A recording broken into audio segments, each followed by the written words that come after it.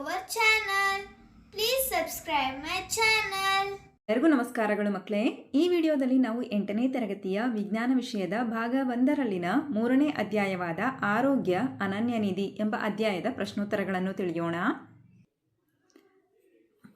ಪ್ರಶ್ನೆ 1. ಚಿತ್ರದಲ್ಲಿ ತೋರಿಸಿರುವ ರೋಗಗಳನ್ನು ಸಾಂಕ್ರಾಮಿಕ ಅಥವಾ ಸಾಂಕ್ರಾಮಿಕವಲ್ಲದ ರೋಗಗಳು ಎಂದು ವರ್ಗೀಕರಿಸಿ ಅಂತ ಕೊಟ್ಟಿದ್ದಾರೆ ಮಕ್ಕಳೇ. ಇಲ್ಲಿನ ಚಿತ್ರಗಳನ್ನು ಗಮನಿಸಿ.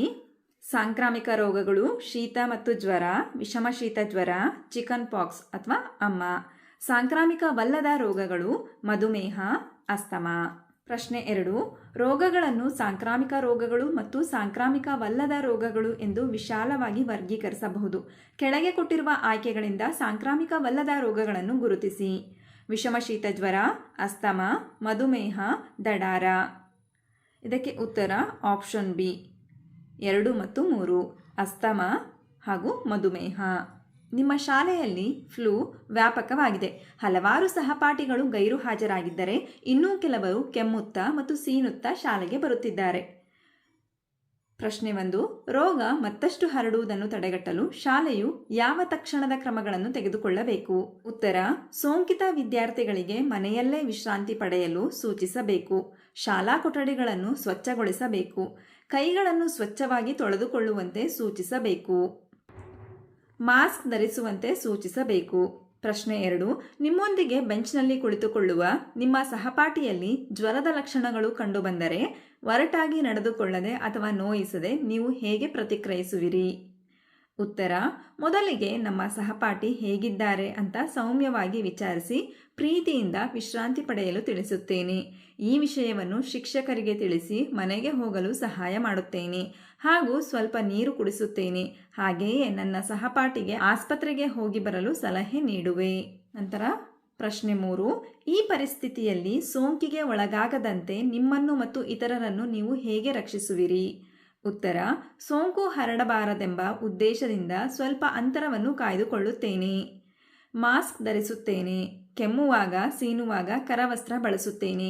ಕೈಗಳನ್ನು ಸ್ಯಾನಿಟೈಸರ್ನಿಂದ ಚೆನ್ನಾಗಿ ತೊಳೆಯುತ್ತೇನೆ. ಪ್ರಶ್ನೆ 4. ಮಲೇರಿಯಾ ಕಾಯಿಲೆ ಇರುವ ಮತ್ತೊಂದು ನಗರಕ್ಕೆ ಪ್ರಯಾಣಿಸಲು ನಿಮ್ಮ ಕುಟುಂಬವು ಯೋಜಿಸುತ್ತಿದೆ. ಪ್ರಶ್ನೆ 1. ಪ್ರವಾಸದ ಮೊದಲು, ಪ್ರವಾಸದ ಸಮಯದಲ್ಲಿ ಮತ್ತು ಪ್ರವಾಸದ ನಂತರ ನೀವು ಯಾವ ಮುನ್ನೆಚ್ಚರಿಕೆಗಳನ್ನು ತೆಗೆದುಕೊಳ್ಳಬೇಕು? ಉತ್ತರ: ಪ್ರವಾಸದ ಮೊದಲು ವೈದ್ಯರನ್ನು ಭೇಟಿ ಮಾಡಿ ಮಲೇರಿಯಾ ತಡೆಗಟ್ಟುವ ಔಷಧಿಗಳ ಬಗ್ಗೆ ಮಾಹಿತಿ ಪಡೆಯಬೇಕು. ಪ್ರವಾಸದ ಸಮಯದಲ್ಲಿ ಉದ್ದ ತೋಳಿನ ಬಟ್ಟೆಗಳನ್ನು ಧರಿಸಬೇಕು. ರಾತ್ರಿ ಹೊತ್ತು ಮಲಗುವಾಗ ಸೊಳ್ಳೆ ಪರದೆಗಳನ್ನು ಬಳಸಬೇಕು. ಸೊಳ್ಳೆ ನಿವಾರಕಗಳನ್ನು ಸಿಂಪಡಿಸಬೇಕು.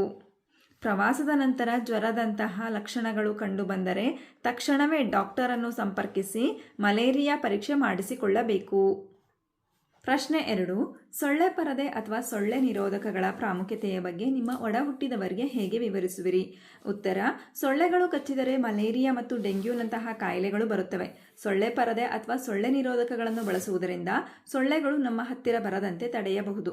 ಸೊಳ್ಳೆ ಪರದೆಗಳು ನಮಗೆ ರೋಗಗಳು ಬರದಂತೆ ತಡೆಯುತ್ತವೆ. ಪ್ರಶ್ನೆ 3. ಅಂತಹ ಪ್ರದೇಶಗಳಲ್ಲಿ ಪ್ರಯಾಣಿಕರು ಆರೋಗ್ಯ ಸಲಹೆಗಳನ್ನು ನಿರ್ಲಕ್ಷಿಸಿದರೆ ಏನಾಗಬಹುದು? ಉತ್ತರ: ಆರೋಗ್ಯ ಸಲಹೆಗಳನ್ನು ನಿರ್ಲಕ್ಷಿಸಿದರೆ ಮಲೇರಿಯಾದಂತಹ ಗಂಭೀರ ಕಾಯಿಲೆಗಳಿಗೆ ತುತ್ತಾಗುವ ಅಪಾಯ ಹೆಚ್ಚು. ಇದರಿಂದ ಆರೋಗ್ಯ ಕೆಟ್ಟು ಜೀವಕ್ಕೆ ಅಪಾಯವಾಗಬಹುದು. ಈ ಸೋಂಕು ಕುಟುಂಬಕ್ಕೂ ಹರಡಬಹುದು ಮತ್ತು ಚಿಕಿತ್ಸೆಗಾಗಿ ಸಾಕಷ್ಟು ಹಣ ಖರ್ಚಾಗಬಹುದು. ಪ್ರಶ್ನೆ 5. ಧೂಮಪಾನವು ಆರೋಗ್ಯಕ್ಕೆ ಗಂಭೀರ ಹಾನಿಯುಂಟು ಮಾಡುತ್ತದೆ ಮತ್ತು ಸಾವಿಗೆ ಕಾರಣವಾಗಬಹುದು ಎಂದು ತಿಳಿದಿದ್ದರೂ ಸಹ ನಿಮ್ಮ ಚಿಕ್ಕಪ್ಪ ತನ್ನ ಸ್ನೇಹಿತರೊಂದಿಗೆ ಹೊಂದಿಕೊಳ್ಳಲು ಧೂಮಪಾನ ಮಾಡಲು ಪ್ರಾರಂಭಿಸಿದ್ದಾರೆ. ಪ್ರಶ್ನೆ 1. ಒರಟಾಗಿ ವರ್ತಿಸದೆ ಅದನ್ನು ನಿಲ್ಲಿಸಲು ನೀವು ಅವರಿಗೆ ಏನು ಹೇಳುತ್ತೀರಿ?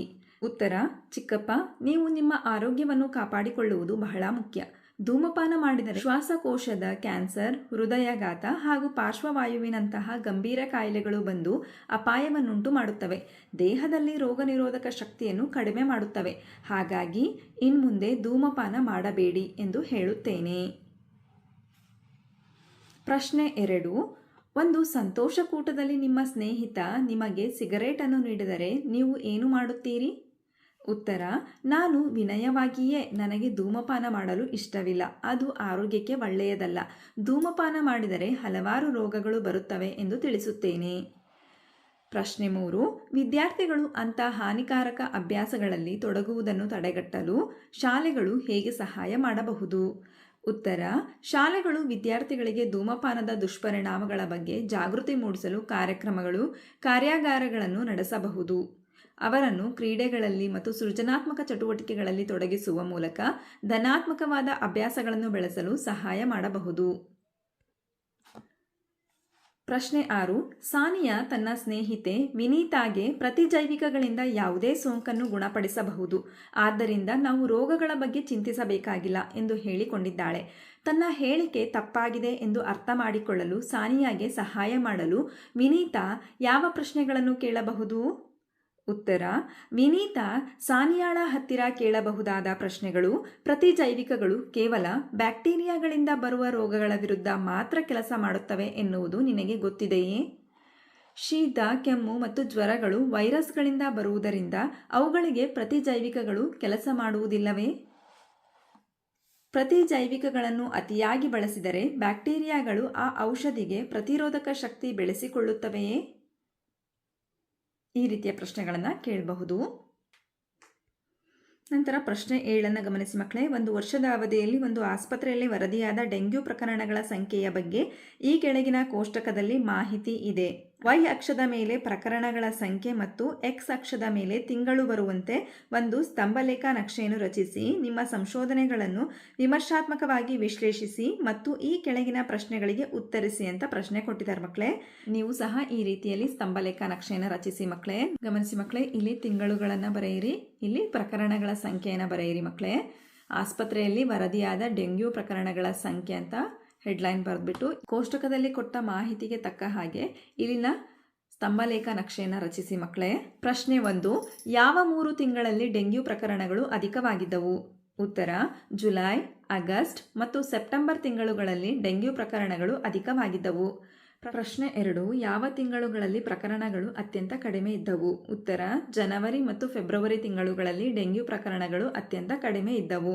ಜನವರಿ ತಿಂಗಳಲ್ಲಿ 10 ಪ್ರಕರಣಗಳಿದ್ದವು ಮಕ್ಕಳೇ, ಫೆಬ್ರವರಿ ತಿಂಗಳಲ್ಲಿ 12 ಪ್ರಕರಣಗಳಿದ್ದವು. ಪ್ರಶ್ನೆ 3. ಡೆಂಗ್ಯೂ ಪ್ರಕರಣಗಳು ಗರಿಷ್ಠವಾಗಿರುವ ತಿಂಗಳುಗಳಲ್ಲಿ ಯಾವ ನೈಸರ್ಗಿಕ ಅಥವಾ ಪರಿಸರ ಅಂಶಗಳು ಡೆಂಗ್ಯೂ ಪ್ರಕರಣಗಳ ಹೆಚ್ಚಳಕ್ಕೆ ಕಾರಣವಾಗಿರಬಹುದು? ಉತ್ತರ: ಜುಲೈ, ಆಗಸ್ಟ್ ಮತ್ತು ಸೆಪ್ಟೆಂಬರ್ ತಿಂಗಳಲ್ಲಿ ಭಾರತದ ಮುಂಗಾರು ಮಳೆಗಾಲದ ಕಾಲವಾಗಿರುವುದರಿಂದ ಹೆಚ್ಚು ಮಳೆ ಬಂದು ಎಲ್ಲೆಡೆ ನೀರು ನಿಲ್ಲುತ್ತದೆ. ನಿಂತ ನೀರಿನಲ್ಲಿ ಸೊಳ್ಳೆಗಳು ಹೆಚ್ಚಾಗಿ ಮೊಟ್ಟೆ ಇಟ್ಟು ಸಂತಾನೋತ್ಪತ್ತಿ ಮಾಡುತ್ತವೆ. ಸೊಳ್ಳೆಗಳ ಸಂತಾನೋತ್ಪತ್ತಿ ಹೆಚ್ಚಾಗಿರುವುದರಿಂದ ಈ ತಿಂಗಳುಗಳಲ್ಲಿ ಡೆಂಗ್ಯೂ ಪ್ರಕರಣಗಳ ಸಂಖ್ಯೆ ಹೆಚ್ಚಾಗಲು ಕಾರಣವಾಗಿದೆ. ಪ್ರಶ್ನೆ 4. ಡೆಂಗ್ಯೂ ಪ್ರಕರಣಗಳು ಗರಿಷ್ಠವಾಗಿರುವ ತಿಂಗಳುಗಳಲ್ಲಿ ಡೆಂಗ್ಯೂ ಹರಡುವಿಕೆಯನ್ನು ಕಡಿಮೆ ಮಾಡಲು ಗರಿಷ್ಠ ಹಂತದ ಕಾಲೋಚಿತ ಅವಧಿಗಿಂತ ಮುಂಚಿತವಾಗಿ ಸಮುದಾಯ ಅಥವಾ ಸರ್ಕಾರವು ತೆಗೆದುಕೊಳ್ಳಬಹುದಾದ ಕೆಲವು ಮುನ್ನೆಚ್ಚರಿಕೆ ಕ್ರಮಗಳನ್ನು ಸೂಚಿಸಿ. ಉತ್ತರ: ಸಾರ್ವಜನಿಕರಿಗೆ ಜಾಗೃತಿ ಮೂಡಿಸಬೇಕು. ಚರಂಡಿಗಳನ್ನು ಸ್ವಚ್ಛಗೊಳಿಸಿ ನೀರು ಹರಿಯುವಂತೆ ನೋಡಿಕೊಳ್ಳಬೇಕು. ನೀರು ನಿಲ್ಲದಂತೆ ಸ್ವಚ್ಛತಾ ಅಭಿಯಾನಗಳನ್ನು ಹಮ್ಮಿಕೊಳ್ಳಬೇಕು. ತ್ಯಾಜ್ಯವನ್ನು ವಿಲೇವಾರಿ ಮಾಡಬೇಕು. ಸೊಳ್ಳೆಗಳ ಮರಿಗಳನ್ನು ಕೊಲ್ಲುವ ರಾಸಾಯನಿಕಗಳನ್ನು ಹಾಗೂ ಸೊಳ್ಳೆ ನಿವಾರಕ ಹೊಗೆಯನ್ನು ಸಿಂಪಡಿಸಬೇಕು.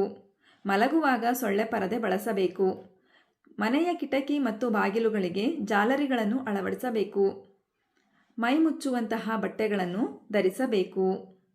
ಪ್ರಶ್ನೆ 8. ನೀವು ಶಾಲಾ ಆರೋಗ್ಯ ಅಭಿಯಾನದ ಉಸ್ತುವಾರಿ ವಹಿಸಿದ್ದೀರಿ ಎಂದು ಊಹಿಸಿಕೊಳ್ಳಿ.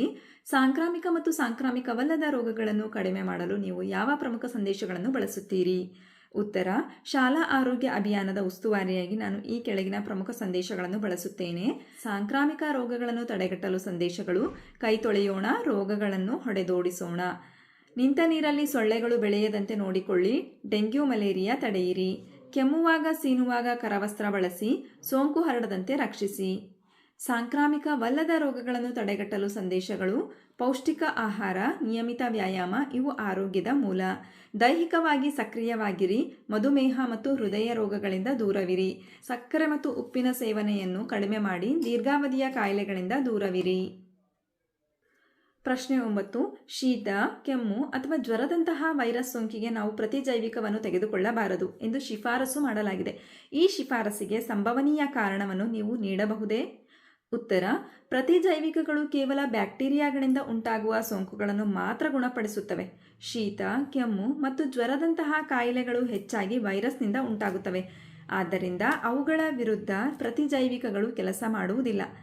ಅನಗತ್ಯವಾಗಿ ಪ್ರತಿಜೈವಿಕಗಳನ್ನು ತೆಗೆದುಕೊಳ್ಳುವುದರಿಂದ ಪ್ರತಿಜೈವಿಕ ಪ್ರತಿರೋಧ ಉಂಟಾಗುವ ಅಪಾಯವಿರುತ್ತದೆ.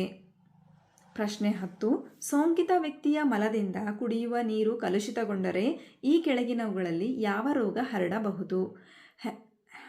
ಹೆಪಟೈಟಿಸ್ ಎ, ಕ್ಷಯ, ಪೋಲಿಯೋ, ಜ್ವರ, ಕಾಲರಾ, ಚಿಕನ್ ಪಾಕ್ಸ್ ಅಥವಾ ಅಮ್ಮ. ಉತ್ತರ: ಕುಡಿಯುವ ನೀರು ಕಲುಷಿತಗೊಳ್ಳುವುದರಿಂದ ಹರಡುವ ರೋಗಗಳು ಹೆಪಟೈಟಿಸ್ ಎ, ಪೋಲಿಯೋ, ಕಾಲರಾ. ಪ್ರಶ್ನೆ 11. ನಮ್ಮ ದೇಹವು ಮೊದಲ ಬಾರಿಗೆ ರೋಗಕಾರಕವನ್ನು ಎದುರಿಸಿದಾಗ ರೋಗ ನಿರೋಧಕ ಪ್ರತಿಕ್ರಿಯೆಯು ಸಾಮಾನ್ಯವಾಗಿ ಕಡಿಮೆ ಇರುತ್ತದೆ.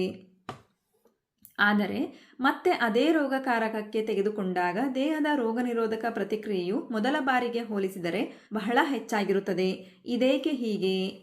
ಉತ್ತರ: ನಮ್ಮ ದೇಹವು ಮೊದಲ ಬಾರಿಗೆ ರೋಗಕಾರಕವನ್ನು ಎದುರಿಸಿದಾಗ ನಿರ್ದಿಷ್ಟ ರೋಗನಿರೋಧಕ ಕೋಶಗಳನ್ನು ಗುರುತಿಸಿ ಅವುಗಳನ್ನು ಸಕ್ರಿಯಗೊಳಿಸಲು ಸಮಯ ತೆಗೆದುಕೊಳ್ಳುತ್ತದೆ. ಅದೇ ರೋಗಕಾರಕವು ಮತ್ತೆ ಬಂದಾಗ ನಮ್ಮ ದೇಹದಲ್ಲಿರುವ ಮೆಮೊರಿ ಕೋಶಗಳು ಅದನ್ನು ತಕ್ಷಣವೇ ಗುರುತಿಸಿ ಹೆಚ್ಚಿನ ಪ್ರಮಾಣದಲ್ಲಿ ಪ್ರತಿರಕ್ಷಕಗಳನ್ನು ಉತ್ಪಾದಿಸಿ ರೋಗವನ್ನು ಪರಿಣಾಮಕಾರಿಯಾಗಿ ತಡೆಯುತ್ತವೆ. ಹಾಗಾದರೆ ಮಕ್ಕಳೇ, ಈ ಪಾಠದಲ್ಲಿ ಬಂದಿರತಕ್ಕಂತಹ ಎಲ್ಲ ಪ್ರಶ್ನೆಗಳಿಗೆ ನಿಮಗೆ ಉತ್ತರ ಲಭಿಸಿದೆ ಅಂತ ನಾನು ಭಾವಿಸ್ತಾ ಇದ್ದೀನಿ. ಧನ್ಯವಾದಗಳು. ನಮ್ಮ ವಿಡಿಯೋ ಇಷ್ಟವಾದಲ್ಲಿ ಪ್ಲೀಸ್ ಸಬ್ಸ್ಕ್ರೈಬ್ ಮಾಡಿ, ಲೈಕ್ ಮಾಡಿ, ಶೇರ್ ಮಾಡಿ, ಪ್ರೋತ್ಸಾಹಿಸಿ.